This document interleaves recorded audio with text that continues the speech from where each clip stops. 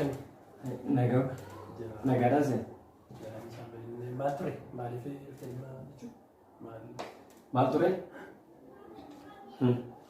Yeroo darbee maal ture biqiltuu raanfannaa yeroo darbee kitaabaan barreessaa turre kitaaba sana muka fiilmitii jiruudhaaf karoora keessa gasheen ture. Eessatti miidiyaa irratti haasa'amee ture?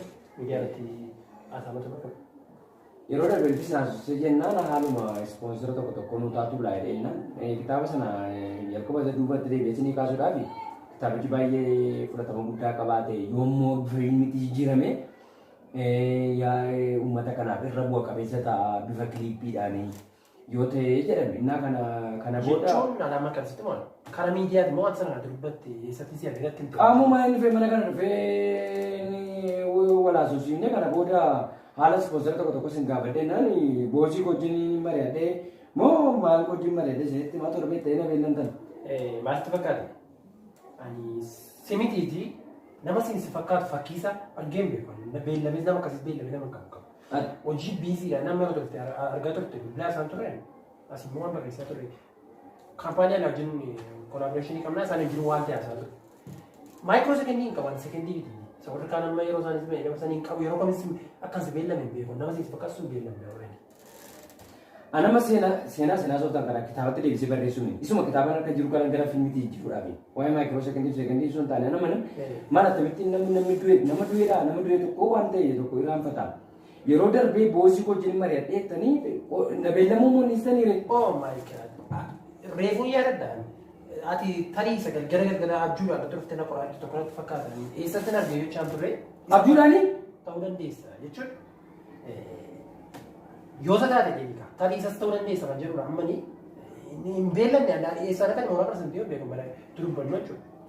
Waan si ajaa'ibu akka gaggaragaltee namaa sakkurtii kaameraa jira keessa. Abbaan argee feesii hin eegu. Maal ilaalatan mana sakkurtiin kaameraa? Mooraa bakka yoo kan seentedha kan jedha. Nama yoo seensaa dhaqoo badha kan seensaa naajin konnektor godhanii yoo seensaa seensu baasannaan hin baasu. Naafamini miila koo hin deemee dhufa. Nan gaafadhaa gaafiin gaafadhee nan sagalee kee wanni kun disipiliinii mataatti qaba. Waajjira guddaa keessa jirta. Akka nama dallaa horii seenetti naasee. Tarii. Amma mee anama waan dubbadde. Kun gura akka namaatis mana kee qabdan ta'uu danda'a adeemsi namaa sooftan.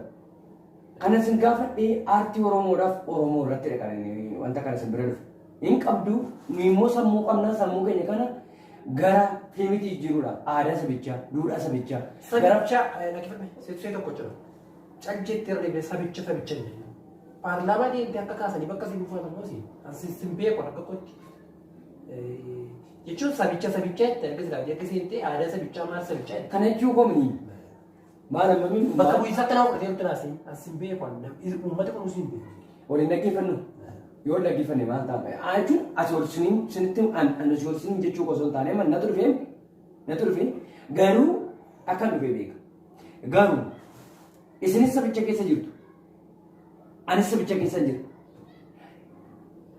Yaada saba kanaa immoo yaada saba kanaa duudhaa saba kanaa sabadee bifa adda dhaloota dhufaa jiru waan irraanfachaa jiraniif gara fiilmiitti jijjiirree dhaloota bara dhufaa jiru. Isinis dhala qabu dhalli keessanitti bara dhalli keessa nama aadaa kan hambaatiin guddachuu qaba kan ormaatiin guddachuu qaba kan warra biyya alaa guddachuu qaba maal ka aadaa sabichaa yoo guddate maaliif saba kana irratti hin deeggaru simbirrii qabduun immoo yaada qabna yaada kana maal ta'e invest yoo godhu maaliif industiriin afaan saba kanaan maaliif hin hojjetamu afaan saba guddaati.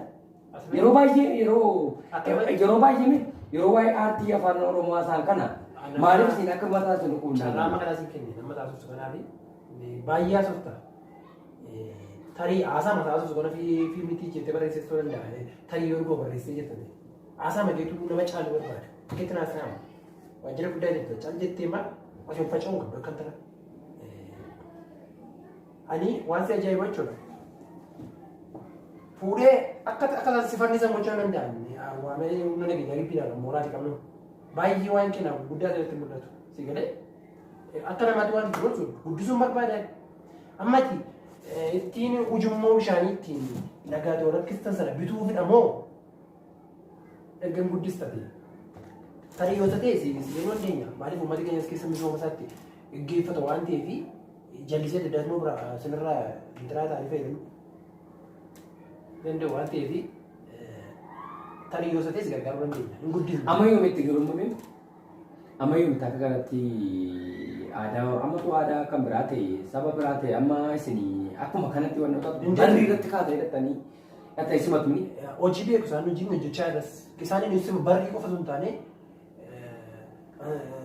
intiraa xaafii diimaa diimneeti kan isaanii qayyeen xaafii sana naafneeti kan isaan simatu.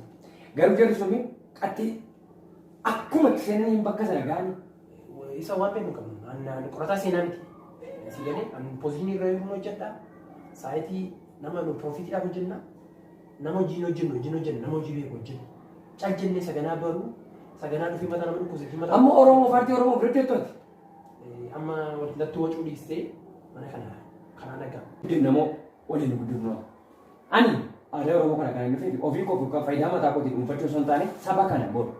Akkuma sila isinitti hime dhaloota jiran dhalootatti dabarsuudhaaf aadaa arra jiru kana irraanfatamaa waan jiru gara dhaloota biraatti dabarsuu kun siin garuu dadhabee osoo hin taane nama hubachuu dadhabuu keessan jedhee man yaada. Kanaaf maal ta'a walii qabne labataa gara labataatti aartii Oromoo kana. Haasaa gabaabsii amma kana hin danda'u. Aartii guddistaa kun piraayiveet kaampaaniidha. Aadaa fi turizimii deemanneessa. Aartii guddisuuf fedhii qabee dhuguma. Manni kun dhaabbata dhuunfaati. Akka jalqaba sitti hime. Kanaaf mataan dhukkubsu nama akka kiyaasaa nama irratti nama dandeenya. Mataan na dhukkube.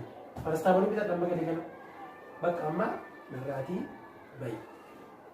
Narraa bayi. An miila koo hin dhufe nama baata na beelami. Sintuu na beelami. Beelama keessa qabadee hin feene. Lakki haala isin hin qabne mirga isin hin qabne hin qaban. Mana keessa nu beessa isin hin qabu garuu jechuun akkaataa itti dubbannaa keessa jettee qooman immooshinii godhee malee ani amma kana haasa'ee barbaade. Amma walumaa galan barbaadudha wanta kana barbaadu. Aartii Oromoo guddisuu kana isin barbaadudha. Garuu adda biraa waan tokko isinitti hima. Aartii Oromoo kun akka qal'aanitti dhiiga baay'eetti dhangalee lubbuu baay'eetti bahe lafee baay'eetti cabe.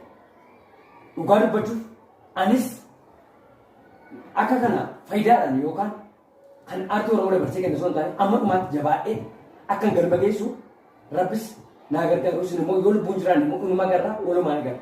Galatooma baay'ee ulfaadha waan na kabajaniif qabeenya keessa itti fa'a. Ofii kee jijjiiruu sitti ulfaata. Aartii Oromoo guddisuu mee ofii kee guddisi. Maal